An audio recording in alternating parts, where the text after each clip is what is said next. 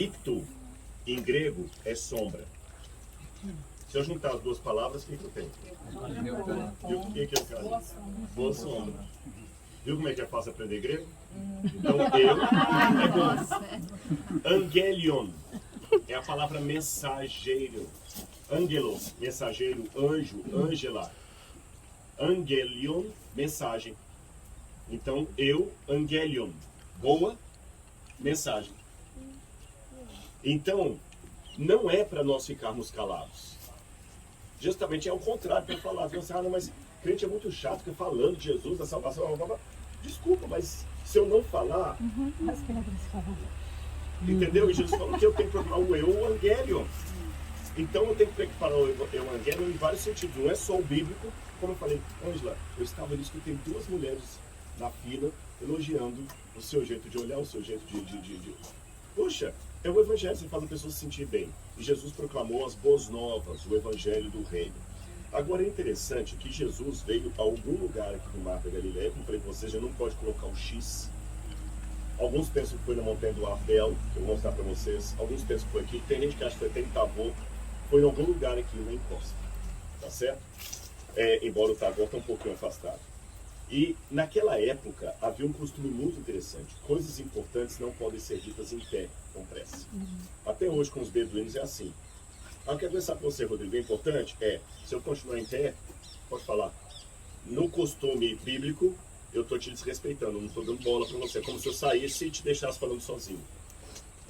Você quer falar comigo? É importante? Vamos sentar. Por isso que não se come em pé. É falta de respeito comer em pé. Olha que interessante. Assim como nós temos as nossas regras de etiqueta, é falta de respeito comer de boca aberta, falar de boca aberta, né, mastigar de boca aberta, arrotar. Naquele tempo tinha as regras de etiqueta também. Comer em pé era terrivelmente anti-etiqueta. Perceberam? Por isso que Jesus, como um bom professor, subiu ao monte e se sentou. E os seus discípulos se aproximaram. E ele passou a... Vamos ler na Bíblia? Vendo, Mateus capítulo 5. Versículo 1. Vendo Jesus nas multidões, subiu aos montes. E como se assentasse, aproximaram-se seus discípulos. E ele passou a ensiná-los, dizendo. Você viu que lindo? Aí ele começa a dar as bem-aventuranças. Bem-aventurados os humildes de espírito. Vou ler para vocês aqui. Bem-aventurados os humildes em espírito, porque deles é o reino dos céus. Bem-aventurados os que choram, porque serão consolados. Bem-aventurados os mansos, porque herdarão a terra. Bem-aventurados os que têm fome e sede de justiça, porque serão saciados. Bem-aventurados os misericordiosos, porque alcançarão misericórdia. E bem-aventurados os limpos de coração, porque eles verão a Deus. Amém. E bem-aventurados também os pacificadores, porque eles serão chamados filhos de Deus. E bem-aventurados os perseguidos por causa da justiça, porque deles é o reino dos céus. Bem-aventurados são vocês, quando por minha causa os insultarem e perseguirem, e mentindo disserem todo o mal contra vocês. Alegrem-se e exultem, porque é grande a sua recompensa no céu. Porque assim perseguiram os profetas que viveram antes de vocês. Bom, mas a tradução ficou perfeita, teleios. Sabe o que é teleios? Você não fala telefone? O que é fonos? Um som. Um som que vem de longe e atinge seu objetivo. Televisão. Uma visão que vem de longe e atinge o seu fim. Telegrama. Uma escrita, uma mensagem que vem de longe e atinge seu fim. Teletubby, uma porcaria que vem de longe. Teleios significa quem está vindo de longe. E para Deus, não importa quantos quilômetros você já percorreu, o que importa é para onde você está indo. Vamos supor que o alvo final seja Jerusalém, na perspectiva onde estamos. Alguns de vocês têm carros mais velozes, outros têm moto, outros têm patinete, outros vão a pé. E o tempo está passando e todo mundo está caminhando para lá. Alguns estão rastejando, outros estão correndo, outros estão dirigindo. Quando Jesus voltar, ele não vai querer saber se você está mais perto ou mais longe. Ele quer saber se você está a caminho. E nós estamos numa época que nós temos que ter o paradoxo das bem-aventuranças. Proclamar guerra com a paz. Proclamar guerra com a paz. Sabem por quê? Shalom em hebraico não é aquela situação. Shalom em hebraico é a ação em meio ao conflito para estabelecer a paz. Tanto é que quando, mesmo no Antigo Testamento, quando Jacó ia perguntar pela saúde de alguém, falava assim, ele está shalom? Ele está lutando, mas ele está shalom? Quando ele pergunta pelo tio dele, meu tio está shalom, para Labão, no hebraico está shalom. Meu tio está com saúde. Perceberam? Deus proclama guerra para estabelecer a paz. Então há situações em que você tem que se posicionar. E o mundo, mas não se posicionar com força nem violência. Lembra a história que eu contei de São Francisco de Assis aqui nesse lugar? Olha uma das coisas deixadas aí pelo trabalho dos franciscanos. Houve a custódia de Terra Santa. Não é por força nem por violência, mas pelo Espírito do Senhor. Deixa o Espírito de Deus ir. O Jesus falou que ele não veio trazer paz. Não veio trazer paz. E por que não veio trazer paz? Porque o mesmo sol que endurece o barro derrete a cera. A diferença não está no sol, está em quem recebe o calor dele. E a gente está caminhando por uma situação que eu vou ler para vocês uma mensagem que eu coloquei no Instagram. Meio polêmica, mas a inclusão é importante, deve ser praticada, mas com critérios. Alguns podem criticar a frase dizendo que esse mas é perverso, religioso e desumano. Devemos incluir, ele desautoriza tudo o que foi dito antes. Devemos incluir sem qualquer conjunção adversativa. Será? Vamos então refletir sobre uma situação hipotética que é uma tendência. Por causa do preconceito, é difícil dizer quantos satanistas há no mundo. Poucos arriscam se identificar como servos do tinhoso, mas de acordo com o livro The Invention of Satanism, publicado pela Universidade de Oxford, o culto ao diabo está crescendo entre os jovens. E se forem poucos, isso também não faria dos satanistas uma minoria a ser incluída? Claro que sim. A pergunta é como? Satanistas foram mortos pela intolerância religiosa. E se eles articularem politicamente, amanhã seremos proibidos de expulsar demônios ou dizer que o diabo é mau. Adoradores de Satanás poderão reivindicar o direito de não serem discriminados por crentes que dizem que seu culto é errado. Será satanofobia. Antes de achar que estou jogando indireta para uma pauta específica, saiba que estou pensando em várias. E antes que alguém diga que estou deturpando as coisas ao comparar a sua pauta com o satanismo, saiba que os satanistas poderão se sentir discriminados por você não aceitar ser associado a eles. A questão não é negar que a igreja foi intolerante no passado, nem dizer que devemos queimar os bruxos. Falo do direito de afirmar o que a Bíblia diz, sem os milímetros do politicamente correto. E para quem acha que a comparação é um argumento non sequitur, então aguardem. O futuro dirá se falei bobagem. Aliás, futuro para nós, pois em Scott Leo, nos Estados Unidos, você pode ser processado se disser que o diabo é mau. Dizer que algo é biblicamente errado não é sinônimo de discriminação, mas o silêncio quanto a verdades bíblicas inconvenientes pode sim ser uma conveniência perigosa. Atribui-se a Martin Luther King a frase de valor inquestionável: o que me preocupa não é o grito dos maus, mas o silêncio dos bons. Silêncio, inclusive, acerca de verdades que a Bíblia diz, mas que geram dislikes no mundo pós-moderno. Você está preparado para a batalha? Sim. Eu vou terminar dando apenas uma última informação para vocês. Em Qumran, que nós vamos conhecer, eles encontraram um texto muito interessante que nos ajuda a entender as gírias do tempo de Jesus. Você sabe que nós usamos gírias, expressões entender, mas quem está lá no rincão da Bahia vai entender. Isso aqui é o ouro. Então são expressões idiomáticas, não é isso? Por exemplo, os mais jovens aqui mesmo falam português, mas se vocês morarem em outro país, tem algumas expressões em português que não vai fazer sentido nenhum para vocês, porque vocês não estão convivendo todo dia ali, compreende? É como o português de Portugal e o português do Brasil. Estagiro. Como é que eu traduzo estagiro para o português? Seu ouro. Então existem as expressões idiomáticas da Bíblia também que eu já mencionei para vocês.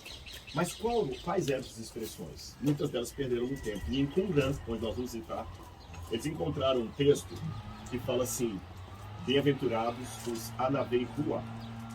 O que é Anavei Rua? Traduzindo ao pé da letra, os encurvados no espírito.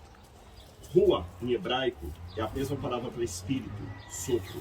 E Anavei significa tanto pobre, mas não pobre no sentido financeiro, pobre no sentido de submisso. Entendeu? E a imagem, que o hebraico é muito concreto, o hebraico não tem essas abstrações que nós temos, saudade, respeito, todas as palavras que a gente imagina de maneira abstrata, para eles é muito concreto, o hebraico bíblico, não necessariamente o hebraico de rua hoje. E quando fala Anavei Rua, lembrando que Rua é espírito e o que mais? Rua, vento. E Anavei, povar ou pobre. Então os pobres do espírito. A imagem é o seguinte: quando o vento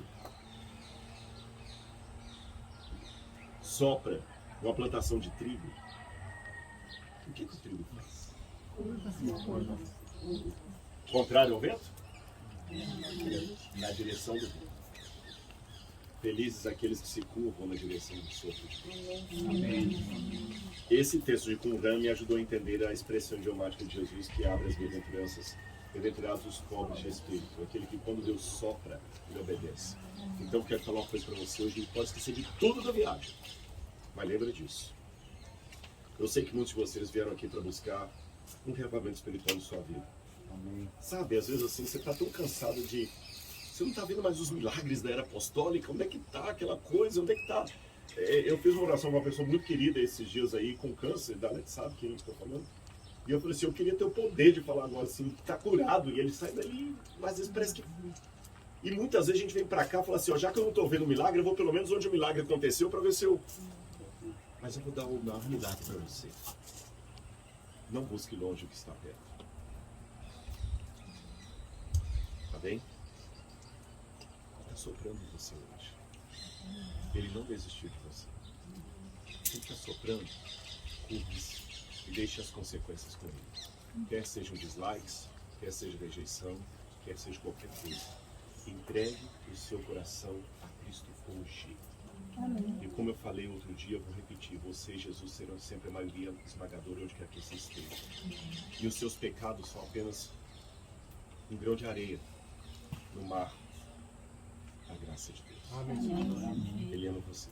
Amém. Tá bem? E Ele quer você. E Ele vai levar você para o céu.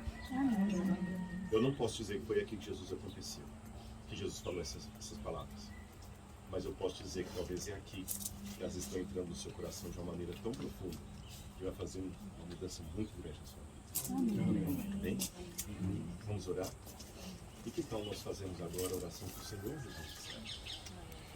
Como existem duas versões, uma versão católica que diz: venha a nós o vosso reino, seja feita a vossa vontade, uma versão evangélica que diz: o teu reino, é apenas semântica da língua portuguesa. Tá bom? Vou fazer a versão católica e vou terminar com a versão evangélica, que termina: porque teu reino, poder e a glória para sempre. Tá bom? Pai nosso, que estás nos céus, santificado seja o vosso nome. Venha a nós o vosso reino. Seja feita a vossa vontade, assim na terra como no céu. O pão nosso de cada dia nos dai hoje. Perdoa as nossas ofensas, assim como nós perdoamos a quem nos tem ofendido. E não nos deixes cair em tentação, mas livra-nos do mal. Porque teu é o reino, o poder e a glória para sempre. Amém. E durante a oração, sem nenhum misticismo, o vento soprou. Entenderam? Não é misticismo. Curva-se. A navegador. Você é feliz. Amém? Amém. Deus abençoe você.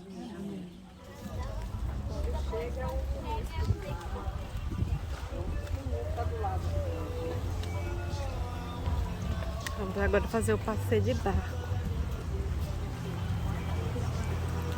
Menina, como é?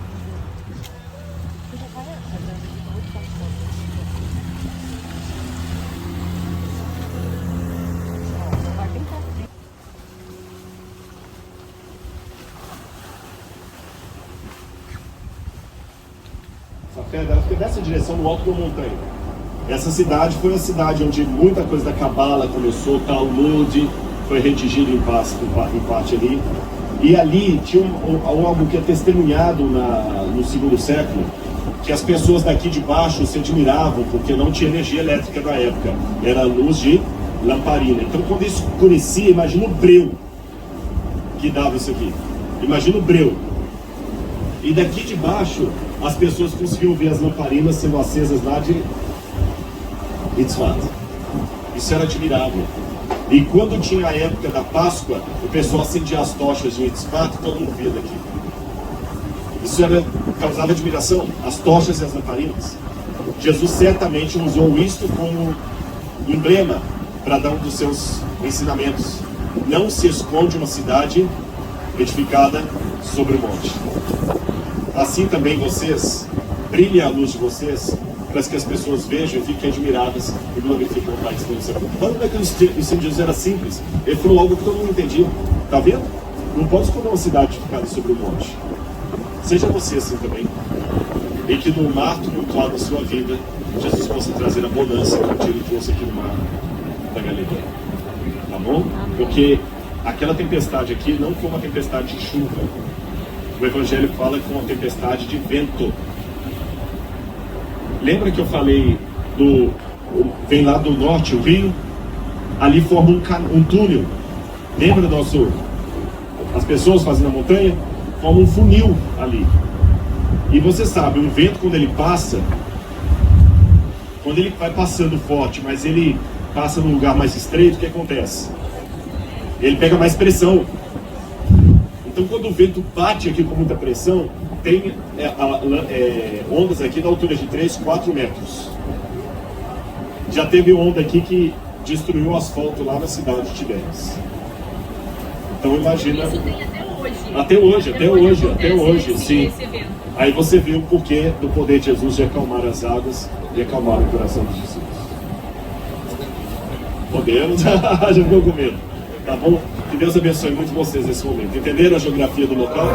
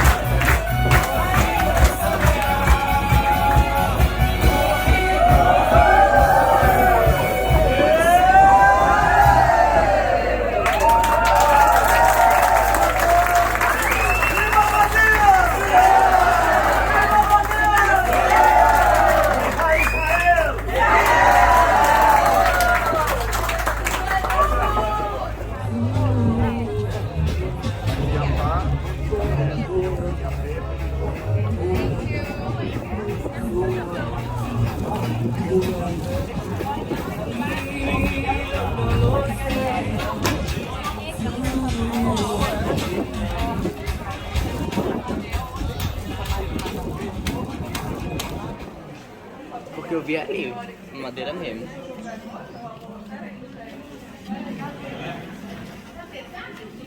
A questão da lei, desculpa falar de costas para vocês, viu? Eu já falei com vocês a questão da lei da estratigrafia. Você tinha uma cidade, foi destruída, ação do tempo, terremotos, construíram por cima. Nós não ficamos fiados a toda a tradição medieval ou bizantina, mas não vamos julgar tudo por fora, porque eles tinham uma prática naquele tempo que nos interessa, que era construir um lugar santo em cima de um lugar santo anterior, tá certo?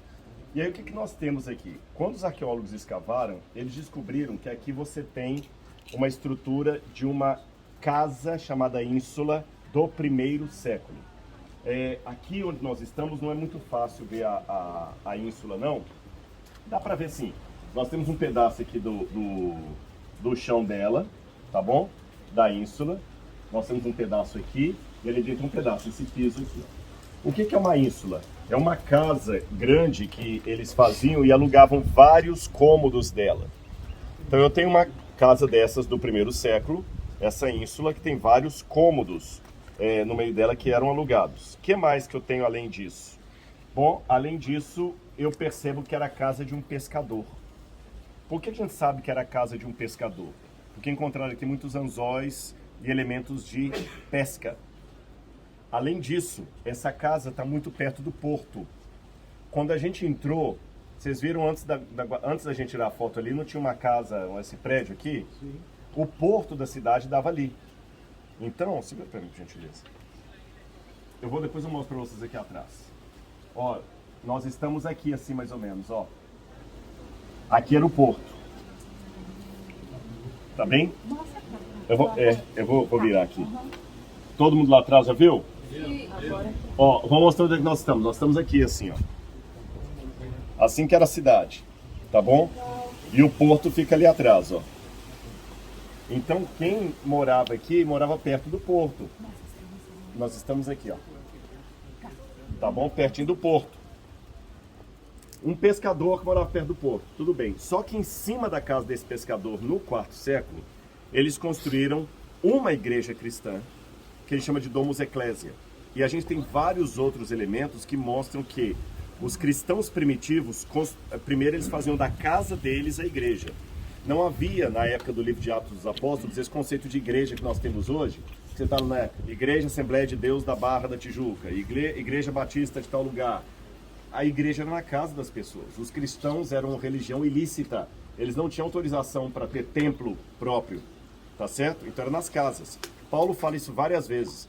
A igreja que se reúne na casa de fulano, os escreve, né? Beltrano, a igreja. Depois essas casas se tornaram Domus Ecclesia. Quando o cristianismo passou a ser permitido, eles transformaram muitas dessas casas em igreja. E acima dessa Domus Ecclesia, no quinto século, construíram essa outra igreja em sentido octagonal, que vocês estão vendo aqui, ó. 8 lados. Estão vendo aqui, ó? Essa igreja octagonal, bizantina. Aí, vamos juntar as peças do quebra-cabeças. Uma peregrina cristã chamada Herreria veio da Espanha, aqui no segundo século, quase 2000 anos atrás. E ela falou o seguinte: eu visitei Cafarnaum e lá vi que a casa de Pedro, o príncipe dos apóstolos, se tornou uma Domus Ecclesia. Uau! Então, quando a gente junta todas as peças do quebra-cabeças, a gente pode falar que aqui, mais de 90% de certeza, era a casa do apóstolo Pedro. Tá certo? Agora, enquanto a gente vai para a sinagoga, eu quero que vocês decorem uma coisa. O porto era embaixo, mais ou menos, naquela direção lá desse prédio grande. Jesus, quando pegava o barquinho, ele pegava ali. Esse casa ali em frente. Ele pegava ali e vinha para cá. Quando ele descia do mar, descia ali e vinha para cá. Vinha para casa de Pedro. E as ruas aqui, como vocês vão ver amanhã também em Corazim, as ruas eram todas apertadas. Olha de novo o desenho aqui, ó. As ruas eram todas bem pertinho. Bem pertinho. Aqui atrás vocês vão ter uma noção das ruas como é que eram. Nesse tempo não tinha carro para passar no meio das ruas. Não. Era bem apertadinho mesmo. Só passava. Você entendeu? Andando. Decore essa informação, que eu vou precisar dela daqui a pouquinho. As ruas Apertadas. Olha aqui. Olha lá, ó. Decore essa informação das ruas apertadas e depois eu vou voltar a ela.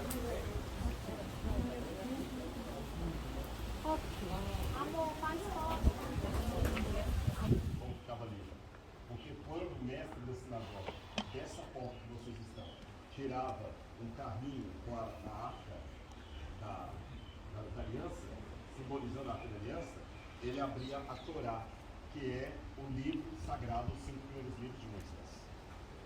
Os judeus tinham 3 maneiras de chamar os livros antigos. Eles podiam chamar de Torá, que significava tanto os 5 livros de Daniel, de Moisés, ou por exemplo todo o Antigo Testamento, Torá. Eles chamavam Lei e os Profetas, Torá Venavim, ou Leis, Profetas e Escritos. Tá certo? A Torá, Navim, Ketuvim, Lei, Profetas e Escritos. E a abreviatura disso se chama de Tanakh. Tanakh, Tá, Torá. Nar, Navim, Profetas. Ketuvim, Tanakh. Ketuvim, né, o Ketuvim, os Escritos. Jesus usou essa nomenclatura várias vezes. Nunca leram o que foi escrito na lei e nos profetas? Sim. E muitas dessas sinagogas tinham a Bíblia. Pentateuco, que é o nome que os judeus gregos deram. Tá certo? 5 livros. Agora, havia também muitas sinagogas, como vamos ver em Corazim, o resto de uma, aqui dentro 2 cadeiras. Uma cadeira aqui chamada cadeira de Elias, outra de Moisés. E como é que era o sistema? Dessa porta vinha o chefe da sinagoga, trazia os rolos da Torá até que ao centro. O púlpito ficava mais ou menos aqui. Aqui ele lia a Torá em pé, com respeito. E todo mundo tinha o olho centrado aqui, tá certo? Depois ele guardava, devolvia para o mestre de cerimônias, ele guardava o rolo.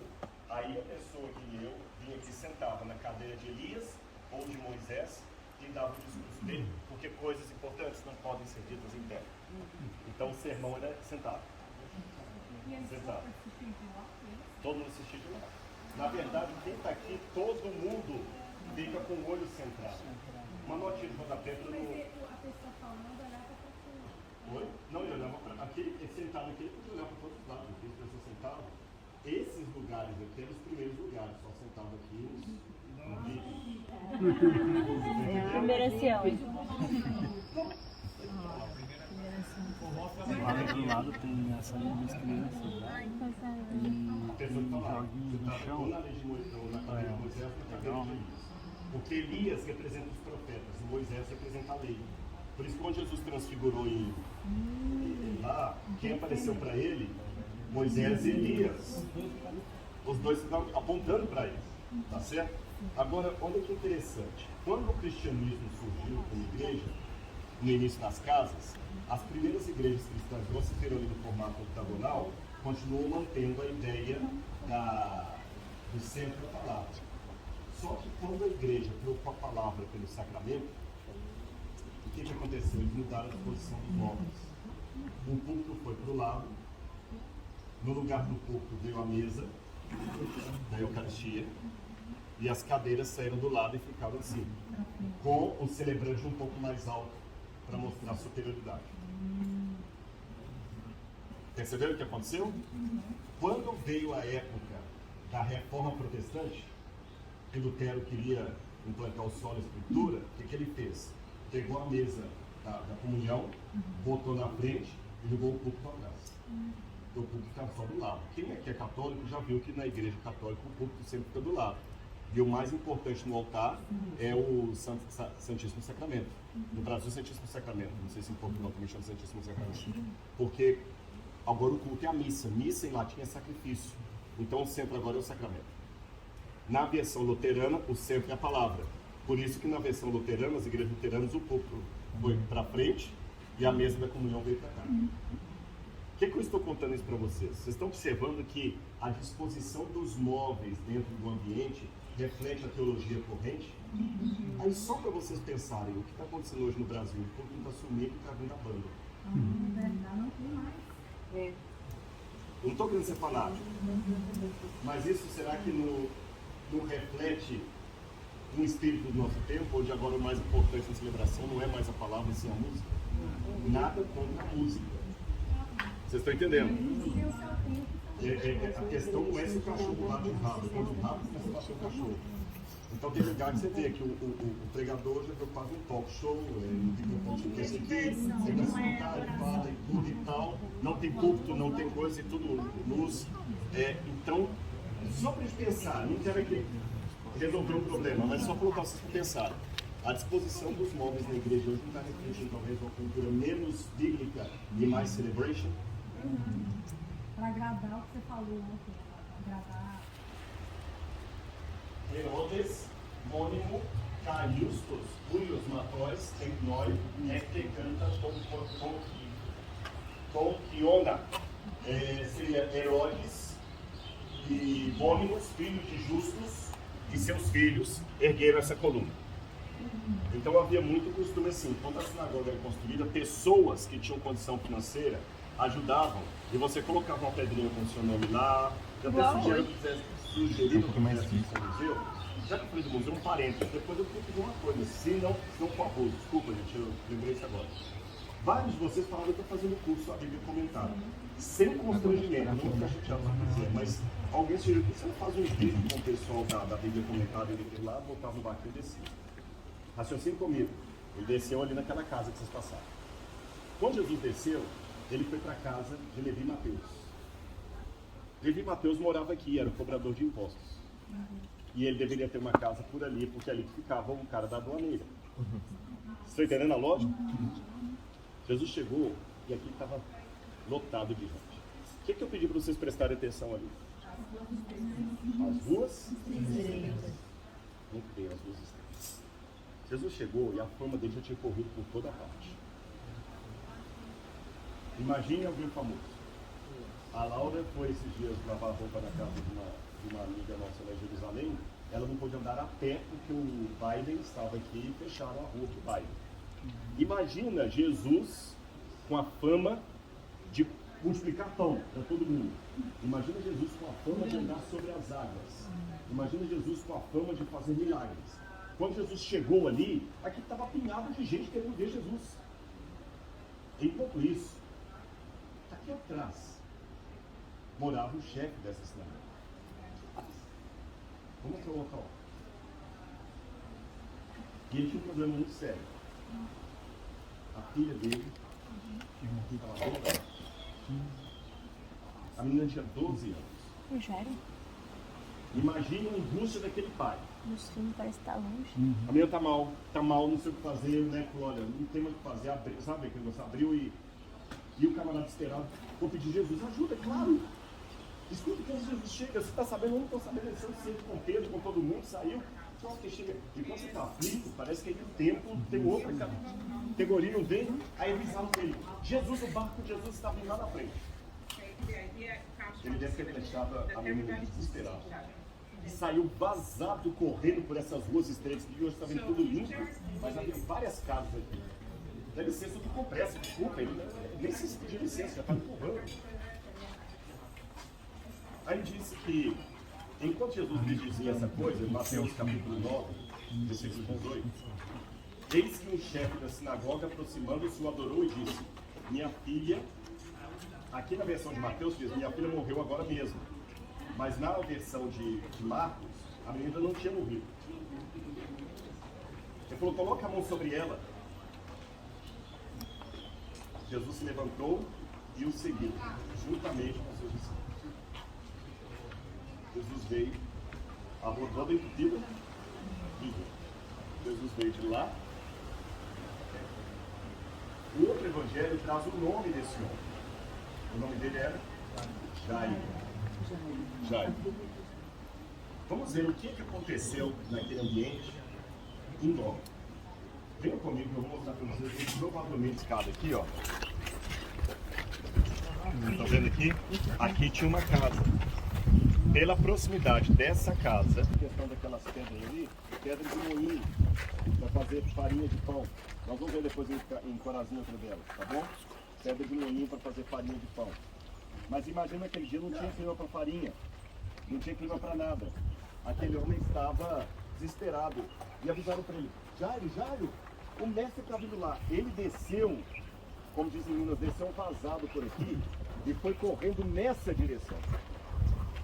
Daqui até lá.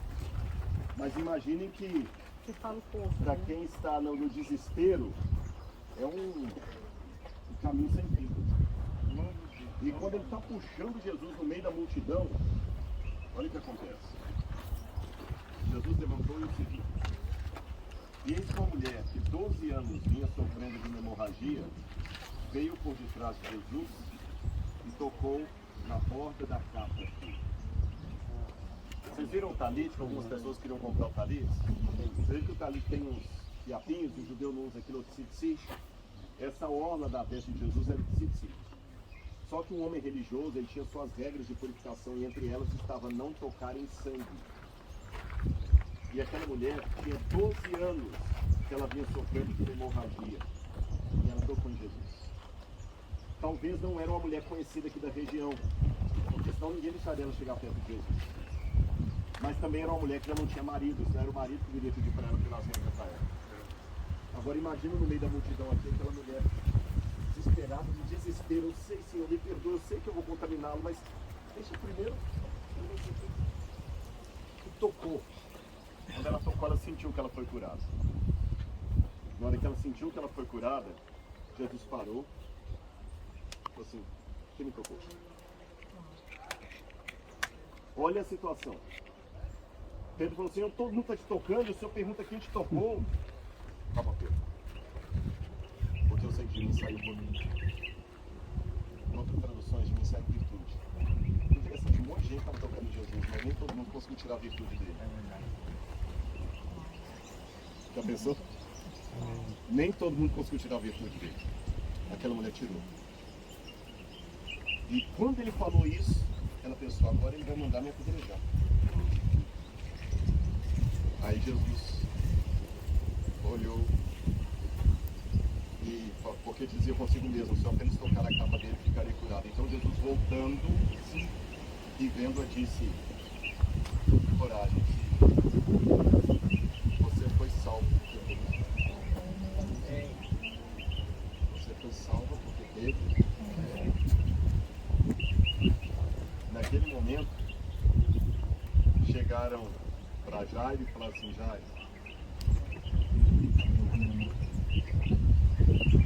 não sei se você já recebeu notícia de morte. Horrível. E eu tive uma situação no México uma vez, levando uma menina em coma e ela morreu durante a oração. Eu fui dar a notícia para ela. Vai ter uma resposta que Deus falou, já pedi para em coma há vários dias. Mas quando a pessoa está com vida, a pessoa ainda pede oração na igreja, se acredita no milagre, vai falar assim, olha, é raríssimo, o cara vai curar, mas quando fala, você passou por isso, não tem mais o que fazer. Vai pedir oração para quê? Vai ungir? Jesus falou assim, agora está na hora de você vir comigo, já. Eu acho que foi a viagem mais terrível que já fez. Porque perder pai e mãe é doloroso, né? Perder filho dizem que é muito pior. Vamos lá ver seu filho. Vamos lá. Cada um tem uma reação. Mulher geralmente quer ir, homem geralmente resiste mais, né? Para entender a realidade. Jesus vem por esse caminho. E quando chega na casa, tendo Jesus chegado à casa dos chefes, aqui ó, vendo os tocadores de flauta e o povo em alvoroço, disse, saiam daqui porque essa menina não está morta, mas ela dorme. E riram dele. Mas quando o povo tinha sido colocado para fora, Jesus entrou, subiu talvez as escadas, tomou a menina pela mão e ela levantou. E a notícia daquele acontecimento se espalhou por toda a terra. Eu queria tanto ser essas pedras, às vezes, não porque elas estavam aqui, mas isso aconteceu. Mas eu não preciso desejar tanto a identidade das pedras. Porque se eu for fiel e vocês também forem fiéis, nós em breve veremos o nosso Senhor voltando nas nuvens com poder e grande glória. Amém. E Ele, em pessoa, vai contar as histórias que agora vocês só podem imaginar. Mas o mesmo Deus, que não há impossíveis, Ele pode trazer a vida a você hoje, Halitá, Kumi. Imagina Jesus falando esse aramaico. Halitá, Kumi. Menina, levanta. Kumi. Halitá, Kumi. E 2000 anos depois, aquela voz ecoa através dos séculos e fala com você também hoje. Levanta, menina. Levanta, menina. Eu estou aqui. Eu não preciso de você. Amém. Amém? Amém. Obrigado, tudo aconteceu. Eu quero que você tenha Cristo em seu coração. A Galete falou várias vezes alguma coisa comigo e ela repetiu isso ontem, no dia de terminar o que eu estava conversando. Ela falou, isso aqui para mim é o meu trabalho missionário. E para mim também. Meu salário está garantido do NASP. Fazendo grupo, meu salário está lá. Eu ganho como professor, não como guia. Você sabe disso. Mas tem um 14º salário que alguns de vocês me pagam, com os testemunhos, que não tem preço. E uma das coisas que eu sempre peço a Deus, Senhor, que nunca as pessoas saiam dessa viagem sem fazer uma renovação de votos contigo. E se não entregaram o coração a Jesus, que entregue sem reserva. Amém. Menino, Amém. meu Salvador, Ele está com você. Amém. Eu posso abençoar a sua vida nesse momento? Meu Deus, meu Pai, em nome de Jesus, o Senhor da vida, da glória, eu abençoo a todos os meus queridos irmãos e irmãs que estão aqui agora. Amém. Eu os abençoo com a bênção do Deus de Abraão, de Isaac e de Jacó. Amém. Nesse vento que sopra, nesses pássaros que cantam, nessa paisagem que relembra o que o Senhor fez quando esteve aqui. Entregamos a nossa vida em tuas mãos mais uma vez. Sopra em nós todo o Espírito. Que sejamos encurvados no Espírito.